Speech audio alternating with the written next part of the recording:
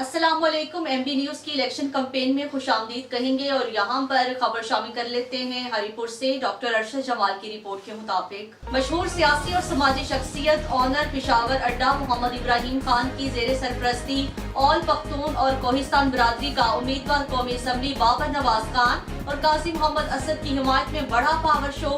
सैकड़ों की तादाद में लोगों की शिरकत ने 8 फरवरी से पहले अपना फैसला सुना दिया। काजी मोहम्मद असद ने अजीम शान जलसा मुनाकिद कराने पर इब्राहिम खान को खराज तहसीन पेश किया।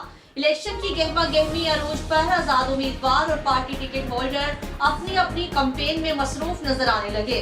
वक्त कम और मुकाबला सख्त है। गुज़श्ता रोज मोहम्मद इब्राहिम खान की ज़ेर निगरानी राजा इबाद के मुकाम पर एक कामयाब पावर शो जलसे का इत्तेमाम किया गया, जिसमें अवाम ने कसीर तादाद में शिरकत की।